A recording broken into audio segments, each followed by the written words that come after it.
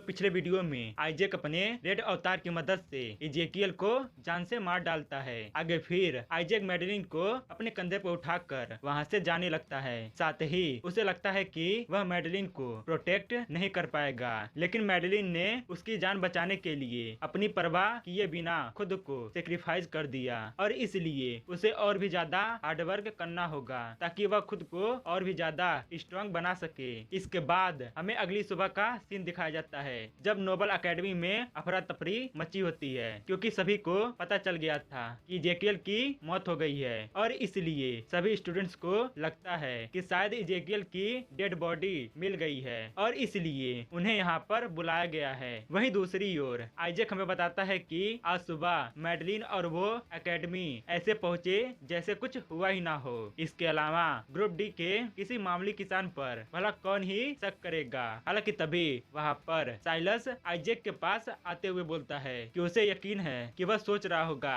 कि आखिर उन्होंने उन सबको यहाँ पर क्यों बुलाया है। इसके बाद साइलस आइजैक को बताता है कि ऐसा इसलिए है क्योंकि एकेडमी के एक स्टूडेंट की हत्या कर दी गई है और वह कोई मामूली आदमी नहीं था बल्कि इजेकियल डे नार्मडी था। लेकिन हम देखते हैं कि आइजैक हैरान होने का नाटक करते हुए साइलस से पूछता है कि क्या उसे यकीन है कि वह इजेकियल ही था। आगे फिर आइजैक मन ही मन साइलस को कमीना बोलता है क्योंकि वह साफ तौर पर उसे आजमा रहा होता है और इसलिए आइजैक को लगता है कि शायद किसी तरह से उसे पता चल गया है कि यह सब उसने किया है। इसके अलावा उसकी पिछली जिंदगी में साइलस हाई नोबल्स में घुसपैठ करने के उनके प्लान का मेन किरदार था और इसलिए क्या वह शुरू से ही उनके साथ खेल रहा था। आगे फिर साइलस आइजैक को बताता है कि इजेकियल की डेड बॉडी उसके ही फैमिली के मेंशन में मिली है और इसलिए उसके बचे हुए हिस्से को देखकर ऐसा लगता है कि आखिरकार उसे उसके जैसा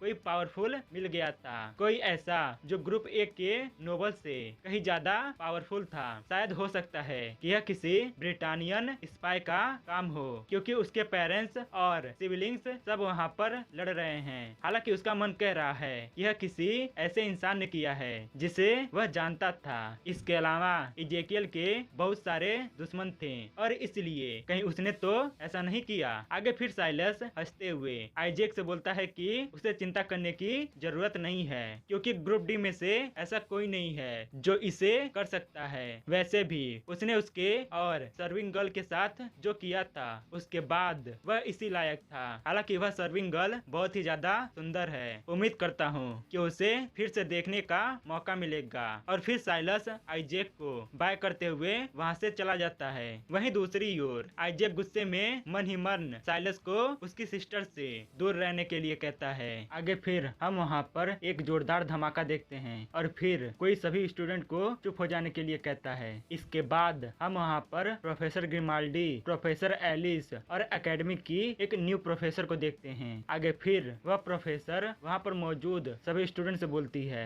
कि उनके सबसे होनहार स्टूडेंट में से एक इजेकियल डे नार्मडी की कल रात उसके घर में हत्या कर दी गई है। आगे फिर प्रोफेसर सभी स्टूडेंट्स को सतर्क रहने के लिए कहती है क्योंकि इजेकियल के हत्यारे अभी भी फरार हैं। इसके अलावा उन्हें लगता है कि ब्रिटानियन नोबल सिटी में घुसपैठ करने में कामयाब हो गए हैं। इनका नाम प्रोफेसर क्लेयर डे जार्डिन है और यह एकेडमी की प्रोफेसर और मैनर्स सिखाने की इंस्ट्रक्टर हैं। इसके बाद प्रोफेसर ग्रिमाल्डी वहाँ पर मौजूद सभी स्टूडेंट को बोलते हैं कि वह कायर किसी भी हद तक गिर सकते हैं और इस वजह से उनके यंग स्टूडेंट्स पर भी अटैक किया जा रहा है। हालांकि जब वह उन्हें ढूंढ लेंगे तो उन्हें अपने खून से इसकी कीमत चुकानी पड़ेगी। वहीं दूसरी ओर आइजैक और मैडेलिन प्रोफेसर ग्रिमाल्डी की बात सुनकर थोड़ा घबरा जाते हैं। इसके बाद हमें लुटेटिया के मर्चेंट क्वार्टर के इलाके को दिखाया जाता है जहाँ पर आइजैक और मैडेलिन रास्ते पर चल रहे होते हैं, लेकिन तभी कुछ सोल्जर्स चिल्लाकर सभी को बता रहे होते हैं कि ब्रिटानिया के हत्यारे उनके बीच छुपे हुए हैं और इसलिए जो कोई भी उनके बारे में जानकारी देगा उसे 100 सोने के सिक्के दिए जाएंगे। वहीं यह सुनकर मैडेलिन आइजैक से मजाक करते हुए बोलती है कि शायद उसे उसके बारे में शिकायत कर देनी चाहिए। आगे फिर आइजैक हर जगह दीवार पर नोबल स्लेयर के पोस्टर लगे हुए देखता है और यह देखकर वह काफी ज्यादा खुश हो रहा होता है क्योंकि पहली बार नोबल्स काफी ज्यादा डरे हुए हैं। इसके अलावा पूरी सिटी हाई अलर्ट पर है और इसलिए वह इसका इस्तेमाल अपने फायदे के लिए उठा सकता है। आगे फिर आइजैक घर वापस आ जाता है और अपने पास मौजूद पोटली को खोलने लगता है, जिसके बाद हम उस पोटली में बहुत सारे आर्केनाइट क्रिस्टल के टुकड़े देखते हैं। वहीं दूसरी ओर मैडलिन इतने सारे आर्केनाइट को देखकर काफी ज्यादा हैरान हो जाती है और इसलिए वह आइजैक से पूछती है कि आखिर उसे यह सब कहां से मिला,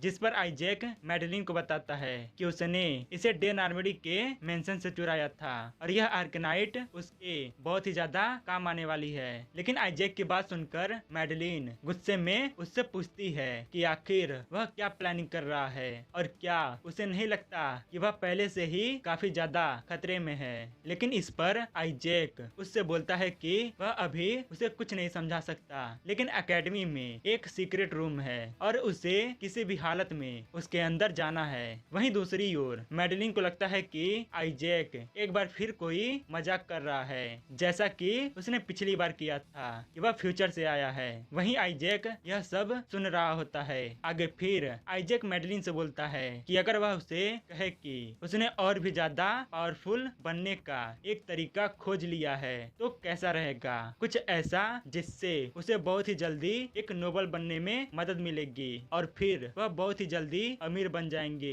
लेकिन ऐसा करने के लिए उसे उसकी मदद की जरूरत है। आइजैक की बात सुनकर मैडलिन उसकी बात मान जाती है और फिर आइजैक उसे एक लिस्ट देता है और उसमें लिखी हुई चीजों को लाने के लिए कहता है। जहाँ तक उसकी बात है वह कुछ समय तक आर्केनाइट के साथ लोहार का काम करना चाहता है। वहीं दूसरी ओर मैडलिन को समझ में नहीं आता कि आखिर इस लिस्ट में क्या है और इसलिए उसे पूरी सिटी में छानबीन करनी होगी। इसके अलावा उसे पूरा यकीन है कि आइजैक को इस चीज से कोई प्रॉब्लम नहीं होगी अगर वह रास्ते में किसी लग्जरी बुटीक में रुक जाए। आगे फिर मैडलिन मार्केट में एक शॉपकीपर से मर्क्यूरी पाउडर के बारे में पूछती है, साथ ही वह 12 mm के बोल्ट भी खरीदती है और एक बड़ी सी टूना फिश भी खरीदती है। और यह आइजैक को क्यों चाहिए मैडलिन को समझ में नहीं आता और इसलिए मैडलिन को लगता है कि आइजैक सच में पागल हो गया है। वहीं दूसरी ओर आइजैक इस साल के अंत में होने वाले सेरेमनी तक इंतजार करने की प्लानिंग कर रहा था, लेकिन फेस्टिवल की तैयारियों की वजह से साउथ विंग में सिक्योरिटी थोड़ी कम कर दी गई है और इसलिए उसे वहीं पर वह सीक्रेट रूम मिलेगा। हालांकि अब जब इजेकियल की मौत हो गई है तो लुटेटिया में हर तरफ तनाव का माहौल है और इसलिए उनके ध्यान को भटकाने के लिए यह बिल्कुल सही समय है। इसके अलावा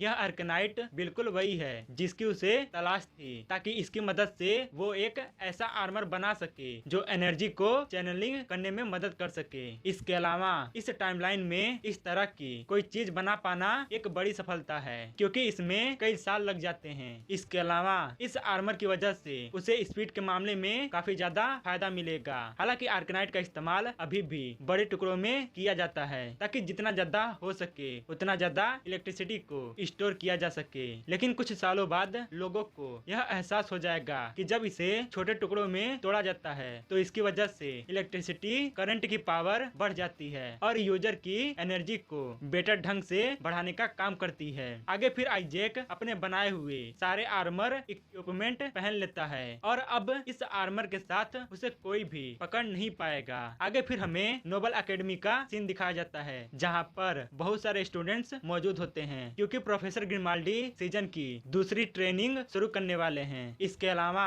वहाँ पर मौजूद कुछ स्टूडेंट उम्मीद करते हैं कि उन्हें फिर से एक दूसरे के खिलाफ लड़ाई नहीं करनी पड़े। हालांकि तभी वहाँ पर एक जोरदार इलेक्ट्रिसिटी का धमाका होता है, जिसकी वजह से वहाँ पर मौजूद स्टूडेंट्स को कुछ भी समझ में नहीं आता कि आखिर यहाँ पर हो क्या रहा है। इसके बाद हम वहाँ पर आइजैक को देखते हैं जो अपना बनाया हुआ आर्मर पहना होता है। वहीं दूसरी ओर वहाँ पर मौजूद स्टूडेंट्स उस इंसान को देखकर काफी ज्यादा घबरा जाते हैं। इसके बाद आइजैक अपनी इलेक्ट्रिक पावर यूज करता है और वहाँ पर एक जोरदार धमाका करता है, जिसे देखकर वहाँ पर मौजूद स्टूडेंट्स काफी ज्यादा हैरान हो जाते हैं। साथ ही उन्हें समझ में आ जाता है कि इसी इंसान ने इजेकियल की जान ली थी और यही वह नोबल स्लेयर है। इसके बाद वहाँ पर मौजूद सभी स्टूडेंट्स भागकर वहाँ से बाहर जाने लगते हैं। आगे फिर वहाँ पर एक जोरदार इलेक्ट्रिक धमाका होता है और फिर हम वहाँ पर प्रोफेसर ग्रिमाल्डी, प्रोफेसर एलिस और एरविन को देखते हैं। इसके बाद प्रोफेसर ग्रिमाल्डी, प्रोफेसर एलिस और एरविन को उस कमीने को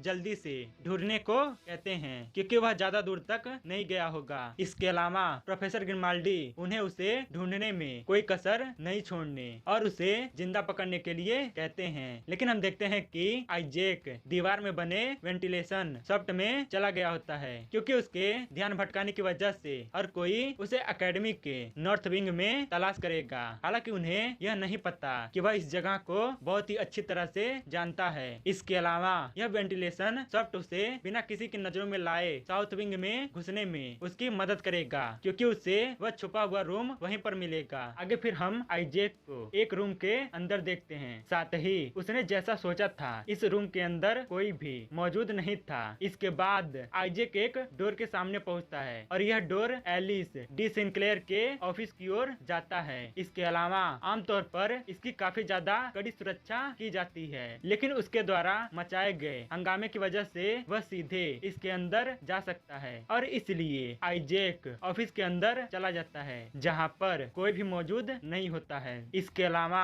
आइजैक ने अपनी पिछली जिंदगी में इस एकेडमी में एक सीक्रेट रूम होने के बारे में अफवाह सुनी थी, लेकिन उसने इसे खुद कभी नहीं देखा था क्योंकि यह बहुत ही ज्यादा खतरनाक था। इसके अलावा अगर उसे मिली जानकारी सही है तो इस लाइब्रेरी की कोई एक बुक रास्ता खोल देगी। इसके बाद आइजैक लाइब्रेरी के बुक शेल्फ में रखे एक बुक को बाहर की तरफ थोड़ा निकालता है जिसकी वजह से बुक शेल्फ के पीछे छुपा हुआ एक डोर खुल जाता है और यह देखकर आइजैक बोलता है कि यह सच था, यही वह जगह है जिसे एकेडमी का हिडन सेंटम प्लेस कहा जाता है और ये वही जगह है जहाँ पर आई नोबल्स ने वह साजिश रची थी जो आज से 20 साल बाद उसकी मौत की वजह बनेगी। आगे फिर आइजैक उस रूम के अंदर जाता है और इधर उधर देखने लगता है, लेकिन तभी उसकी नजर टेबल पर रखी डॉक्यूमेंट्स पर पड़ती है और उन डॉक्यूमेंट को देखकर आइजैक काफी ज्यादा हैरान हो जाता है क्योंकि उन डॉक्यूमेंट में से एक डॉक्यूमेंट साइलस का होता है और यह देखकर आइजैक को यकीन हो जाता है कि साइलस कोई फॉरेनर, स्पाई या फिर असेसन नहीं है। हालांकि तभी वहाँ पर प्रोफेसर क्लेयर आ जाती हैं और वो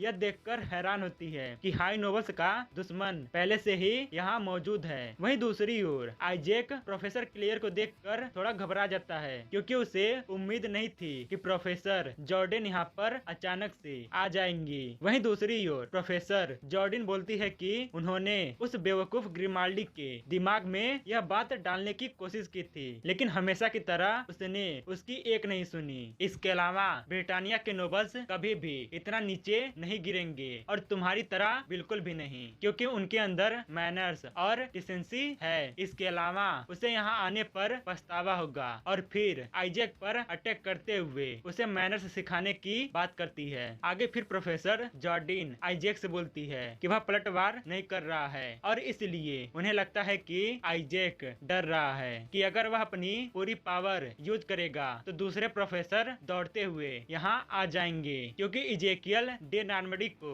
हराने के लिए उसे काफी ज्यादा पावरफुल होना चाहिए। लेकिन दुर्भाग्य से जब तंग जगहों पर लड़ाई करने की बात आती है तो कोई भी मुझे हरा नहीं सकता और यह बोलते हुए आइजैक पर अटैक कर देती हैं। वहीं दूसरी ओर आइजैक यह देखकर हैरान होता है कि वह काफी ज्यादा तेज हैं, क्योंकि अपने आर्मर के बावजूद वह मुश्किल से उनसे बच पा रहा है। आगे फिर आइजैक अपनी स्वॉर्ड निकालकर प्रोफेसर के उस खतरनाक अटैक को रोक देता है, जिसे देखकर प्रोफेसर जॉर्डन खुश हो जाती है क्योंकि उन्हें नहीं लगा था कि उसके पास आर्कनाइट होगा। इसके बाद आइजैक अपनी स्वॉर्ड की मदद से प्रोफेसर जॉर्डन को पीछे ढकेल देता है, लेकिन प्रोफेसर जॉर्डन हंसते हुए आइजैक से बोलती है कि वो इस आर्मर को उसके जले हुए लाश से उतारने का और इंतजार नहीं कर सकती। वहीं दूसरी ओर आइजैक अपने अवतार को यूज करने से डर रहा होता है क्योंकि इससे यह तहखाना तुरंत ढह जाएगा और बाकी के प्रोफेसर को अलर्ट कर देगा। हालांकि आइजैक यह सब सोच रहा था कि तभी